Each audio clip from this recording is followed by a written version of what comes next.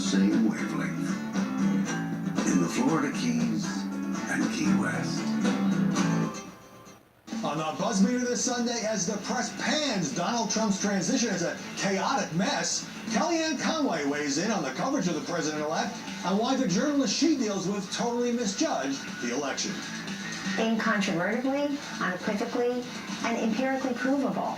If you quantified the analyses that were performed before the election, you will quickly see, story after story, the path is narrow, the path is over, there is no 270.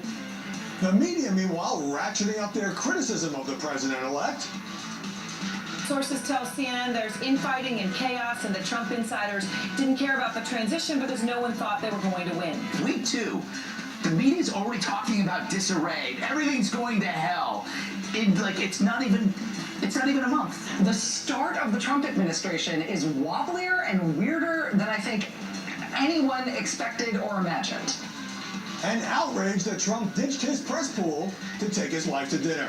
With new appointments now for Attorney General and National Security Advisor, are news organizations giving Trump and his team a fair shot. Megyn Kelly on coping with some tough personal and professional challenges, including her long and bitter battle with Donald Trump. He told me I was a disgrace and that I ought to be ashamed of myself.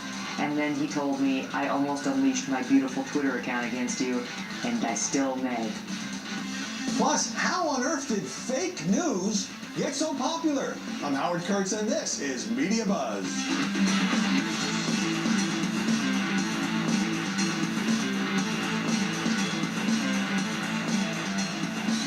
Kellyanne Conway has become the face of the Trump transition. I sat down with Donald Trump's former campaign manager in New York.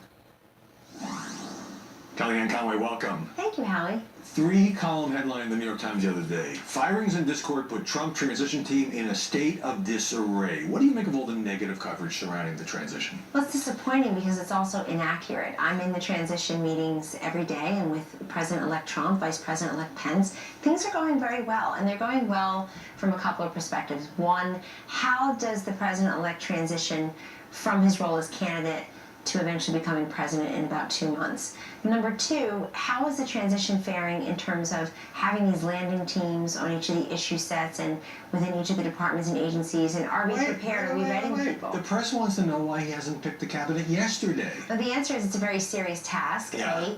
B, we're right on time, right on target for what's been done in the past, Republican and Democratic alike. And Howie, I would just remind us all, 16 years ago, after the 2000 election, you and I recall, we didn't know who the president was until about December 12th. So everybody went to Thanksgiving that year not even knowing who the president would be, let alone who his cabinet would be formed of. So I think everybody should just relax. And for me, it's been an extension with the media, an extension of all the negativity and inaccuracies and the conclusions in search of evidence that truly define the campaign season. Well, since you brought that up, do you feel that, especially in the general election, now continuing in this transition period, that the press, much of the press, I should say, has held Donald Trump to a more negative, harsher, different standard than other presidential candidates? Incontrovertibly, unequivocally, and empirically provable.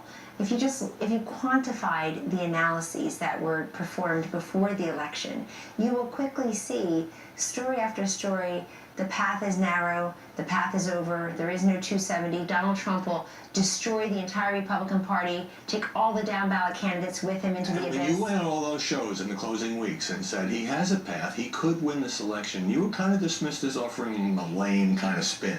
It was a combination of, we love Kellyanne, but she's full of it. Or, she works really hard, but the path is over, the race is over. And, Howie, the open question is, so what will come of that? Will many people in the media stop listening to each other and start listening to Americans? Because in my view, the cues and the clues of this election result were in front of everyone the whole time. They were hiding in plain sight. If you went to Donald Why couldn't journalists hear them? You're saying there's a bubble, there's an echo chamber? Well, fundamentally speaking, one would think on paper that Hillary Clinton would have the best chance of being elected president. And for a while, I think that's true if you just looked at the fundamentals. Sure. Who would raise the most money? Who's hired the most staff? Who's best known in the country? Who has that, quote, DC resume filled of accomplishments that would qualify her? I think Jim Rutenberg from the New York Times put it best, and a few others like him, the Washington Post and other places, where these journalists literally admitted that Donald Trump compelled them to suspend objective standards of basic journalism, that their mandate was stop him at all costs. And so you see people orienting their reporting, orienting their polling questions that way. I have written that. Some of the journalists would say, well, we weren't trying to stop him, we were trying to fully vet him and investigate him. But look, Donald Trump has fired back. He tweeted several times at the, quote, failing New York Times this week, saying the paper looks foolish. But he told Leslie Stahl he was going to be restrained on Twitter, and if he used it at all, so is this going to remain a weapon of his against the media? It certainly is a tool of communication for him that's very effective. I mean, Donald Trump has 25 million plus followers on Facebook and Twitter combined. And what I used to tell him during the campaign too, Hallie, is that it's such a powerful exit for him. In other words, a mode of communicating that but for him posting an event or a rally he was going to have, or an article that talked about the strength he may have in Western Pennsylvania, for example, or among union households, or the rural vote, then but for him posting that, there may be 25 million people who had not been exposed to that. So I still think it's a powerful tool for communications, but who can blame him if he's at all frustrated with not getting a fair shake? And the irony for me is that because the media did not equip America for the result that we have President Donald Trump, you have many people who can't seem to accept the election results. I think that's the greatest irony of the last few weeks, is that everybody asked people like me, asked Donald Trump himself, will you accept the results of the election? Right, that was the question, third debate. It was the right question, asked of the wrong asked of the wrong candidate. Let me move to this. There was a huge flap over Trump ditching his press pool and going out to dinner at the 21 Club with his wife. Overblown a bit in my view, but there's an important issue here. Does Donald Trump understand the importance of having a protective press pool follow the next leader of the free world? Yes, and yes, it was overblown. He has a right to go to dinner with his wife and his family. And secondly, yes, it is important to have a protective pool. Our communications director of transition, Jason Miller, did say after the 21 dinner that they'll do a better job of informing the press. But so it's a you're great committing, example. he is committing to allowing a pool to be there just in case something unfortunate happens? Well, he's committing to, we're working out everything in transition, but he's committing to having the press do what it needs to do and be where it needs to be to cover him properly. But let me make very clear something that's important. When Barack and Michelle Obama slipped out once or twice for date night, I think the president went to take a walk sometime. I don't remember the exact circumstances, but it literally was heralded as he's in touch with the common man. Look how great they are going to date night. Again, it just shows you the disparate coverage of two different men trying to do the same thing, which is spend a little family time. Yeah, you're seeing a double standard here. In the closing weeks of the campaign, you were interviewed by MSNBC news anchor Stephanie Ruhle, and she said to you, how do you face your children working for Donald Trump? What did you think at the time? I was offended, to be honest with you. It wasn't the first time I heard that question, and I certainly get it a lot on Twitter, usually by people who have cats as their picture. But anyway... But for a journalist to say, basically, how do you live with yourself working for the guy, who now, by the way, is the president-elect? No, that's exactly right. First of all, I live with myself by setting a great example for my children that if you work hard and one day get your opportunity, great things could happen. If you don't whine, you don't complain, if you focus and you become impervious to the naysayers and critics, you can actually accomplish the task at hand. But I thought that Stephanie's question was most symptomatic of the following, which is the media insisted to the American people, here's what's important to you as you go into the ballot box. This is what you care about. This is what you'll vote on. And they became of one mind in that it was going to be exactly what Hillary Clinton was saying in the stump, what anchors, what mainstream journalists were saying in print and on TV, and what Hillary Clinton's paid advertisement was about. She ended up talking about Donald Trump and women to the very last moment, or what he had said about someone 25 years earlier, and America rebelled. They said, you are not going to tell me what's important to me. So I always find the thought police and those who pretend they're for freedom of thought and personal liberty are full of it when it comes to, here's how you should raise your children, here's what you should discuss with them.